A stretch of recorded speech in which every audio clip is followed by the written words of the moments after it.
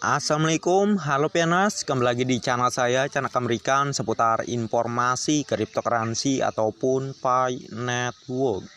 Sebelum saya melanjutkan, jangan lupa tekan tombol like dan subscribe-nya, dan jangan lupa juga aktifkan notifikasi loncengnya agar setiap saya mengupload video terbaru ke depannya, tentunya Anda yang akan lebih awal menerima notifikasinya ya. Oke, sahabat Pianos semua, di sini ada informasi yang sangat menggembirakan sekali tentunya ya. Dan saya harap kalian menyimaknya sampai dengan selesai, jangan skip agar kalian tidak gagal paham. Oke, kita akan langsung saja ke informasinya di sini. Ini dari WeChat ya.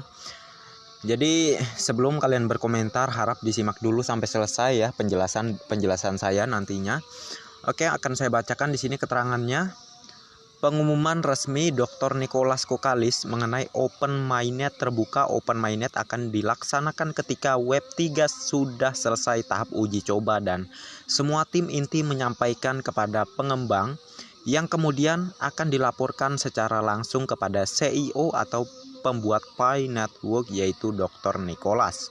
Untuk mendapatkan izin dibukanya Open Mainnet terbuka, jadi kesimpulannya Open Mainnet ada di tangan Nicholas dan para tim inti. Kita sebagai pioner wajib untuk memberi dukungan kepada pihak yang terkait gitu ya. Nah ya, jadi kalau sudah Web3 ini sudah selesai ya tahap uji cobanya, maka akan segera ke Open Mainnet ya. Sedangkan kita tahu ya bahwa apa yang sudah dilakukan oleh pihak core team ya, pihak Dr. Nicholas Kokalis dan Dr. Cheng Diovan ini memang sudah sangat-sangat ada peningkatan ya. Jadi bisa saja Open Mainnet ini memang akan segera dipercepat ya dalam beberapa bulan ini, beberapa bulan ke depan gitu ya, atau mungkin memang di 14 Maret gitu ya. Ya kita doakan saja, insya Allah lah ya. Selalu semangat sahabat pionosku semua gitu ya. Dan kita lanjutkan di sini. Mengapa kami mengatakan bahwa tahun 2023 adalah tahun pertama Web3? Hal itu dikarenakan Web3 buatan Dr. Nicholas ini akan resmi masuk ke dunia sehingga disebut tahun pertama dan juga merupakan awal dari hari yang baru. Banyak orang berbicara tentang 1 Pi sama dengan 314.159 US dollar, di mana tidak ada angin, tidak ada ombak. Ini hanya harga referensi. Ekologi akan terbuka untuk dunia pada 14 Maret. Harga akan diumumkan setelah ekologi matang dan stabil. Dan GCP mungkin lebih tinggi. Wow ya. Jadi secara informasi dan kabarnya memang sangat luar biasa gitu ya untuk potensi Pi Network menuju ke Open Mainnet ke depannya. Dan bisa saja gitu ya untuk harganya pun akan sangat tinggi, melebihi dari harga konsensus ya. Tetapi oke lah ya, nanti saya dibilang angin-angin surga mulu ya. Di sini saya hanya menyampaikan informasi saja ya, setidaknya bisa menambah imun dan semangat kepada sahabat-sahabat pionosku semua ya. Dan menurut saya kalau kabar-kabar baik itu ya harus direspon dengan baik juga, bukan malah dibantah dan diprotes gitu ya. Karena berarti kita itu sama saja ya membatasi untuk kita menuju kesuksesan besar gitu ya. Siapa coba yang nggak mau nilai Picoin tinggi gitu ya. Maka dari itu ya sering saya himbau ya, perkataan Anda dan pemikiran Anda itu Anda ubah ya. Ingat, kata-kata selalu disebut kadang-kadang adalah doa gitu ya. Apa yang kita katakan itu bisa menjadi doa ya. Nah, bukan tidak mungkin ya, bukan hal yang mustahil. Karena kita ini memasuki inovasi baru ya. Era digital yang semakin mendunia ya. Era revolusi baru ya. Setelah yang sering dikatakan Pak Joko Widodo, yaitu dunia cepat sekali berubah ya. Dan kalau kita nggak merespon dengan cepat, maka kita akan tertinggal ya.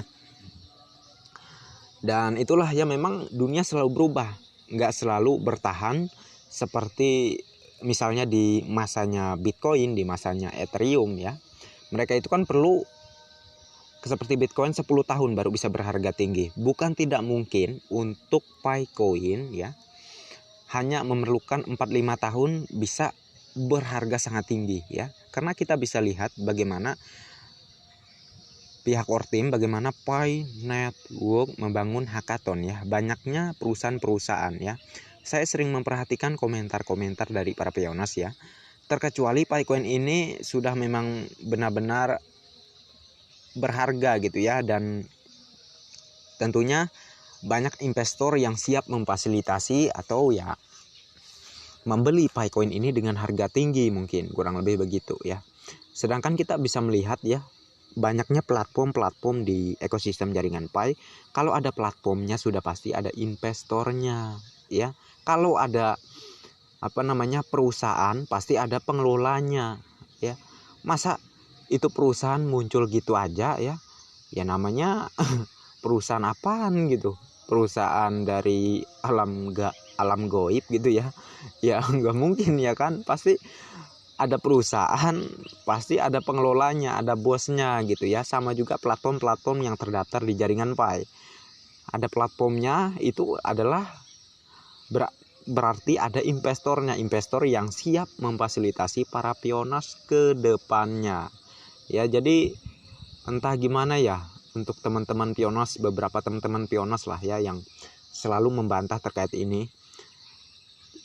Kalau Picoin ini bisa berharga tinggi gimana bang ya, siapa yang mau beli gitu ya? Ya investor, vendor. Kalau di Pi Network disebut vendor lah, vendor sama investor sama aja gitu ya. Nah ya sahabat pioners, jadi menurut saya ini bisa mencerahkan lah untuk Anda semua ya, setidaknya tidak tertipu lagi oleh hasutan-hasutan, omongan-omongan yang mencoba gitu ya meruntuhkan keyakinan kalian terhadap Pi Network. Karena di sini saya selalu memberikan informasi-informasi secara real dan faktanya aja ya, bahwa inilah yang memang terjadi di Pi Network. Kalau misalnya para investor-investor siap dengan harga Pi yang memang sangat tinggi ya tentu mau nggak mau harga itulah yang akan menjadi harga Picoin ya. Kita bisa lihat bagaimana investor-investor dari beberapa platform ya, dari 314159 UMOL ya, dari Vmol gitu ya, dan juga merambat ke perusahaan-perusahaan lainnya seperti dari Indonesia juga, Pisorum ya, apalagi tuh ya, Properti Indonesia ya, itu juga mendukung nilai konsensus global ya. Jadi semakin banyak platform-platform ataupun juga ya pokoknya marketplace atau perusahaan-perusahaan yang terdaftar di jaringan Pi itu mendukung terhadap nilai konsensus global ketimbang yang enggak gitu ya. Jadi sahabat pionasku semua ya, kalian jangan berpikiran bahwa ini hal yang mustahil Pi bisa berharga tinggi. Kalau banyak investor yang menerima ya, yang siap menjadi vendor memfasilitasi para pionas dengan harga misalnya 314.159 US dollar ya, tentunya nilai itulah yang akan menjadi nilai awal di open mainnet ke depan gitu ya. Nah jadi nggak perlu bingung lagi sahabat pioners ya, menurut saya ini pun sudah menjadi jawaban dari pemikiran-pemikiran kalian gitu ya. Kalau kalian mikirnya terus gimana investor mau maksudnya membeli barang lagi untuk menyediakan ke para pioners ya, tentu kan tentu ke depan ya, Pi Network ini bukan egois ya, bukan perusahaan egois. Dia juga ada membangun sebuah proyek yang namanya Pi Bank, Pi ATM ya. Jadi dari situlah ya anggap saja para vendor ya yang akan mencairkan Picoinnya ya untuk ditukar dengan uang fiat dan membeli barang lagi untuk siap memfasilitasi para pionas dalam pertukaran barang itu lagi gitu ya, dibayar dengan Picoin, kurang lebih begitu.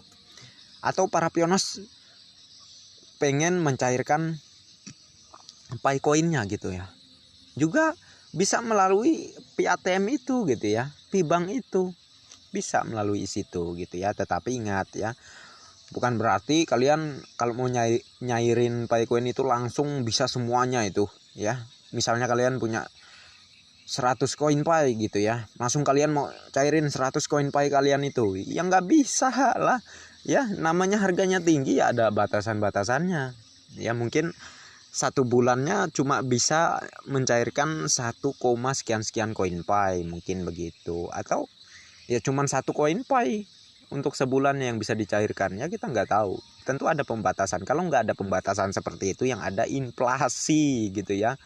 Karena semua Pioneers yang ada di dunia itu akan mencairkan semua, inflasi jadinya ya. Jadi sahabat Pioneers, ya menurut saya dengan apa yang saya jelaskan ini sudah gimana gitu ya, sudah memberi kejelasan lah kepada kalian gitu ya. Bukan tidak mungkin ya, Picoin kedepannya itu memang akan benar-benar menjadi uang digital utuh ya, tidak perlu ditukar lagi dengan fiat, tidak perlu lagi ditukar dengan uang-uang lainnya lah ya, langsung berjalan sebagai uang digital gitu ya, langsung berjalan sebagai uang yang diterima di seluruh negara gitu ya. Karena kita melihat bagaimana respon dari negara-negara luar terhadap Picoin ini sangatlah baik gitu ya. Kalau misalnya negara luar sudah menerima Picoin ini sebagaimana uang fiat gitu ya, maka mau tidak mau Indonesia juga akan mengikuti. Kalau Indonesia nggak mengikuti ya kita akan menjadi negara tertinggal gitu ya, saya yakin ya.